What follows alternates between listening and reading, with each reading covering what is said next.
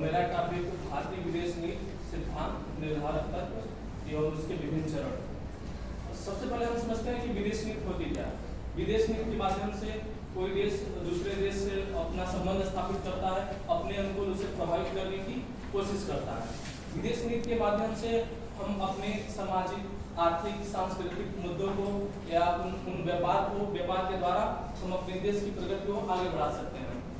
विदेश नीति के निर्धारण के तत्वों की बात करें तो सबसे पहले जनसंख्या की बात करते हैं। किसी भी देश की जनसंख्या उसके विदेश नीति में काफी महत्वपूर्ण भूमिका निभाती है। ये आंतरिक ही नहीं, बाह्य रूप से। अगर आंतरिक रूप से अगर हम देखें तो हमारे आंतरिक जनसंख्या हमारी इतनी ज्यादा है, उसके खाद्य की उपलब्धता को उपलब्ध कराना, उसके लिए ऊर्जा की आपूर्ति करना। अब ऊर्जा की आपूर्ति के लिए हमें गैस चाहिए, हमें तेल चाहिए। तेल के लिए हम अरब कंट्री के तरफ अपना ध्यान आकर्षित करते हैं, उसके अनुसार विदेश नीति बनाते हैं। तो गैस के लिए हम मलेशिया की तरफ, रसिया की तरफ अपनी विदेश नीति को निर्धारित करते हैं।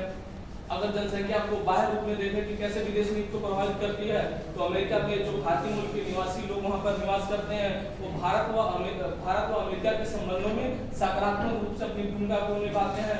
अगर श्रीलंका के भारतीय निवासी की बात करें तो नकारात्मक रूप में वहाँ पर जो निर्जातीय संघर्ष होता है, उससे नकारात्मक संबंध भारत और श्रीलंका के बीच बनता है। अगर हम अपने संस्कृति की बात करें तो हमारा सांस्कृतिक रूप से विदेश नीति बहुत पुराना रहा है। अशोक के काल में श्रीलंका से संबंध, चाइना से संबंध और विदेशों से संबंध इतना था कि वो लोग भारत की तरफ आकर्षित होते थे व्यापार के लिए और भारत पर ही आक्रमण कर दिया करते थे। अब हम बात करेंगे कि भारत की विदेश नीति के मुख्य सिद्धांत क्या है। पहला गुट निरपेक्षता का सिद्धांत, जिसका सीधा मतलब है कि हम किसी भी गुट में शामिल नहीं होंगे, चाहे वो साम्यवाद हो, चाहे वो पूंजीवाद हो।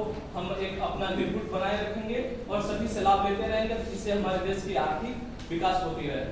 और दूसरा सिद्धांत है पंचशील का सिद्धांत, जिसे 1954 में नेहरू जी ने दिया था, जो भारत की विदेश नीति का लगभग इसी के इर्द भारतीय विदेश नीति संचालित होती है, जिसमें शांतिपूर्ण सहअस्तित्व की बात की जाती है, विश्व शांति की बात की जाती है, एक दूसरे की क्षेत्रीय और सामाजिक अखंडता की बात की जाती है।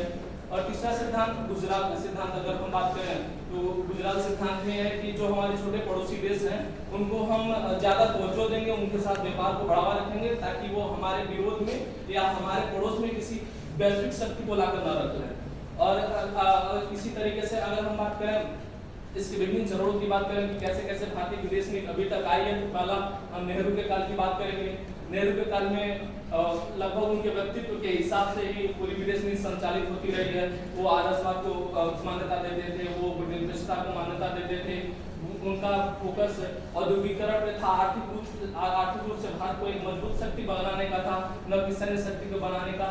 ऐसे में वो औद्योगिकरण को बढ़ावा देते थे, आदर्शवाद को मान्यता देते थे, विश्व शांति के लिए विश्व सशक्तिकरण की भी बात करते थे। इनके जाने के पश्चात आता है शास्त्री जी का युग, जिनके देख करके लोगों को मन में ये भावना आती थी कि इनकी कद काफी छोटी है, इनका पास विदेश नीति का उतना अनुभव नहीं है, और नेहरू जैसे नेता की रिक्तता को भरना उतना मुश्किल, बहुत ज्यादा मुश्किल है। तो इसको शास्त्री जी ने एकदम नकार सा दिया, क्योंकि उस समय कच्छ के रण में जो युद्ध हुआ तो उन्होंने पाकिस्तान में हमला करके भारत को विजय दिलाई और बताया कि भारत झुकेगा नहीं।